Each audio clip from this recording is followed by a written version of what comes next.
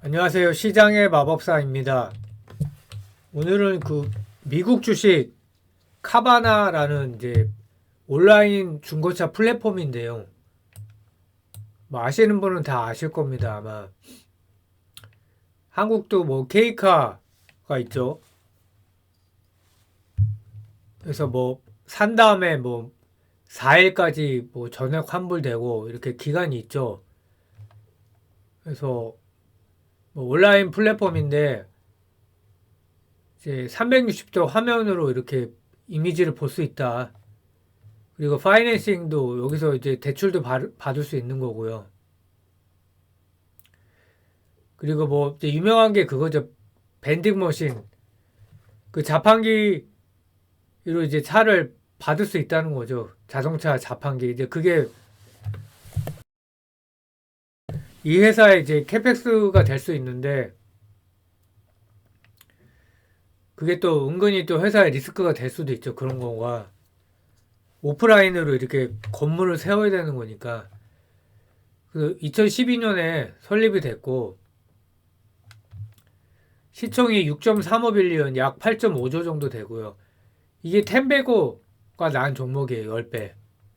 그래서 올해 초에 종가가 4.63불이었는데 7월 20일에 장중고가가 57불까지 올랐거든요.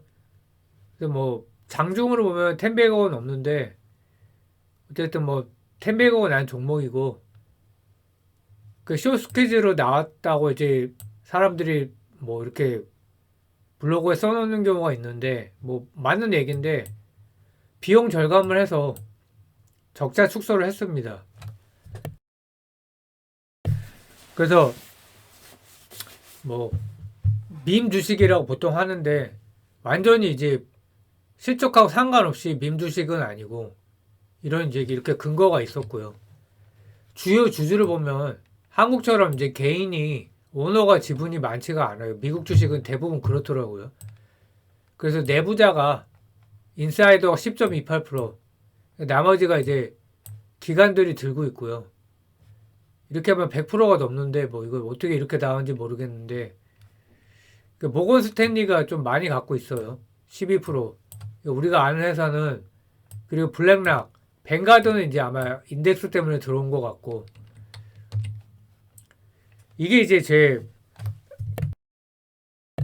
투자 아이디어인데 사실 찾아보니까 작년에 하반기에도 내부자 매수가 있었어요.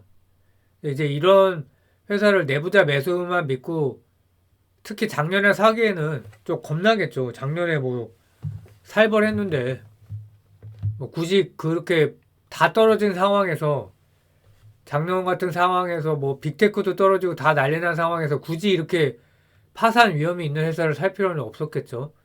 근데 이제 이 공시가 최근에 난 거를 8월 18일에 그 매수가가 37불에 수량이 250만 주 해서 계산해 보면 1200억 이상이에요. 그러니까 오너 가문에서 이 아들의 아들이 아마 CEO인가 그런데 이 아버지가 이제 산 것 같습니다. 37불. 지금 37불보다 약간 아래로 왔거든요. 그래서 미국 중고차 시장 점유율을 보면 근데 이제 구글 바드에서 검색을 했는데 이게 꼭 정확하진 않더라고요. 근데 카맥스가 뭐 오프라인에서 1등이라는 거는 이거는 맞는 것 같아요. 220개 매장이 있고 아직까지는 이제 오프라인의 비중이 크고 그 다음에 이제 칼바나가 있죠. 4.5%. 브이룸과 시프트가 다 이제 온라인 플랫폼 업체고 기타에서 독립 중고차 판매 업체가 40% 정도 된다고 그럽니다. 이게 아마 이제 오프라인이겠죠. 그리고 소매업체 딜러 렌터카가 있고요. 실적을 보면 영업이익이 흑자가 난 적이 한 번도 없죠. 근데 매출 자체는 300배가 넘게 늘었으니까 2014년 하고 22년, 8년 사이에 성장세가 엄청난 거는 맞는 것 같아요. 그러니까 뭐 막 이거를 배드앤베스처럼 밈 주식이다, 게임스타처럼 게임스탑처럼 이제 비교 대상은 사실 아닌 것 같고, 근데 이제 매출이 커지면서 적자가 이제 되게 커졌죠. 근데 이제 19년도 같은 경우에는 뭐 급격히 커지지는 않고, 근데 이제 21년도에 굉장히 잘했죠. 이제 이때 막 매출이 두 배가 넘게 늘었는데 영업이익은 크게 감소해서 좋았는데 이제 22년도에 영업이익이 엄청나게 영업 적자가 엄청나게 커졌죠. 그래서 이런 경우는 이제 에비타로 쿠팡도 에비타로 흑자를 기록하니까 결국 영업이익 흑자가 나왔었는데 에비타는 이제 영업이익의 감가상각비랑 이자 비용을 더한 겁니다.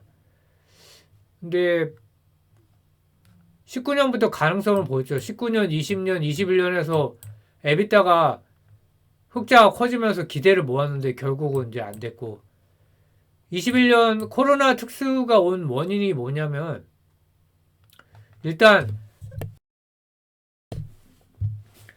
초창기에는 난리가 났었잖아요. 막 한국에서 뭐 마스크 쓰고 근데 미국은 마스크를 사기가 어려우니까 뭐 직접 만들어서 쓰고 그랬는데 그 대면 접촉을 꺼리니까 당연히 이제 온라인으로 구매할 수 있으니까 좋았겠죠. 그리고 당시에 또 서플라이 체인이 대혼란이 일어나갖고 신차 출시가 지연이 됐었죠. 그래서 수혜를 입은 것이고요. 22년 사상 최대 적자는 일단 금리가 높아지니까 뭐 안 사는 거겠죠. 그래서 매출 증가세가 많이 둔화가 됐죠. 그 비용이 많이 들고요. 그러니까 회사가 부채 비율이 굉장히 높거든요. 2000%가 넘나 그래요. 그래서 이자 비용이 엄청나게 커진 거죠. 그러니까 고금리 긴축의 영향이 컸었다. 그 EQ 영업이익 흑자 전환을 드디어 했는데 EQ 매출은 여전히 이제 YY로 23.6% 감소. 반기 매출은 더 이제 크게 감소했고요. 33.5%. 그러니까 EQ가 조금 좋아졌다고 할 수 있겠죠. 반기 영업 적자는 8,400만 불. 대략 한 1,000억쯤 될 것 같아요. 네, 전년도에 거의 일종과요, 이렇게 되면. 그래서 크게 줄긴 했죠, 적자가. 영업 적자가. 그래서 분기별로 보면, 뭐, 과거에 뭐 흑자 분기도 있긴 있었는데, 지금 뭐 상당히 가능성을 보이고 있고, 에비타로 뭐 옛날에 8,900만 불도 있었는데, 상당히 이제 187이니까 1억 8,700만 불? 뭐 하여튼 가능성이 이제 높아지고 있고 흑자 전환이요. 그래서 뭐 주가에 반영될 수도 있고요. 그래서 EQ 실적 리뷰를 해보면 뭐 좋지는 않아요. 이 소매 쪽이 35% 감소, 매출도 24% 감소고요. 근데 이제 GP 쪽이 좋아진 거죠. 매출 총이익이. 비용 관리를 했다. 이렇게 보이고요. 그래서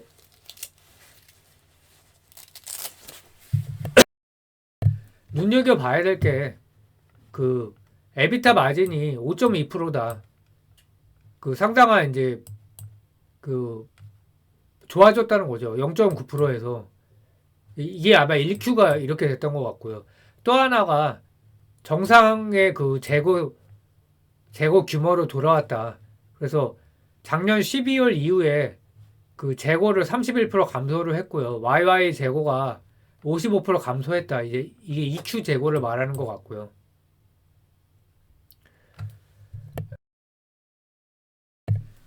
중요하죠. 재고가. 그리고 좀 좋았던 게 3Q 가이던스가 긍정적이었다. 그 GPU 단에서 그러니까 대당 GPU가 5,000불을 이렇게 가이던스를 제시한 건데 이게 이제 5,500불로 올렸다 이런 그 뉴스도 있거든요. 그래서 가이던스가 긍정적임에도 불구하고 주가가 그때 이제 8월 달에 내부자 매수 나오면서 팍 튀었다가 다시 지금 또 꺾인 상황이에요. 그래서 3분기도 이제 긍정적으로 에비타를 본다. 그 2분기도 좋고 3분기도 이제 연속으로 좋을 것 같다. 이렇게 가이던스 제시를 했고,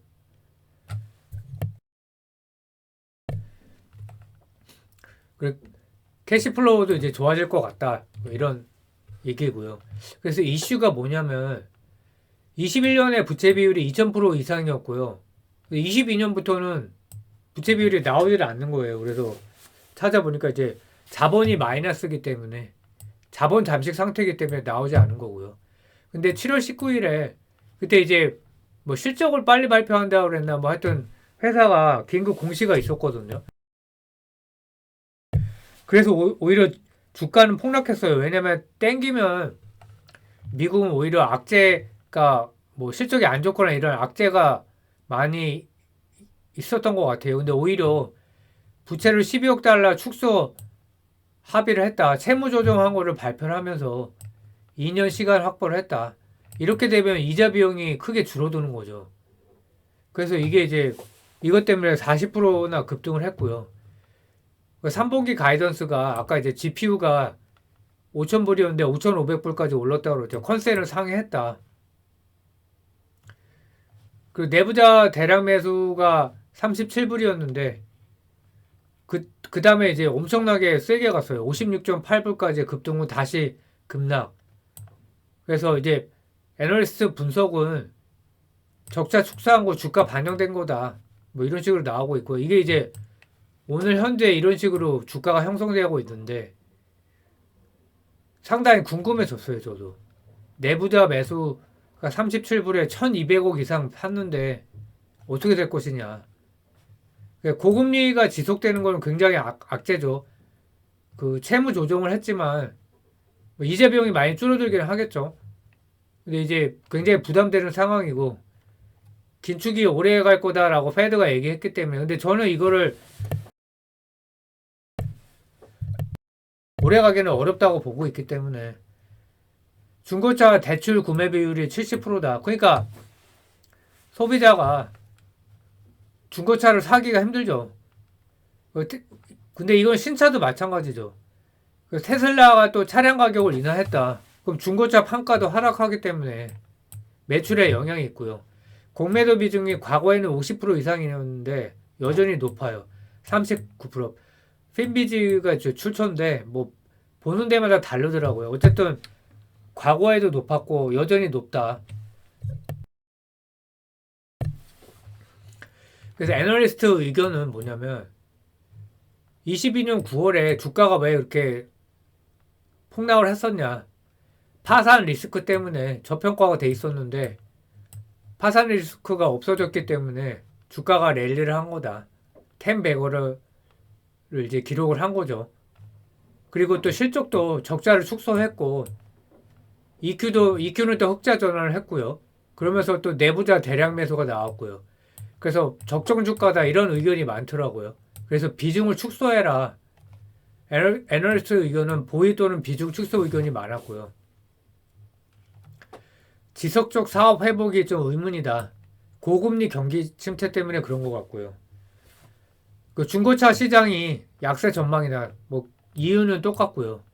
그래서 내부자가 1200억을 37불에 산 거와 애널리스트 의견은 좀 부정적인데 더 이상 랠리를 하기는 어렵다. 이제 모건 스탠리에서 그렇게 의견을 냈더라고요.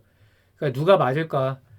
저도 그냥 궁금해서 한 100만 원어치 정도만 사봤어요. 어떻게 될까? 그래서 한번 굉장히 흥미가 가는 상황이어서 분석을 뭐 간단히 한번 해봤습니다. 연휴 잘 보내시고 또 뵙겠습니다. 감사합니다.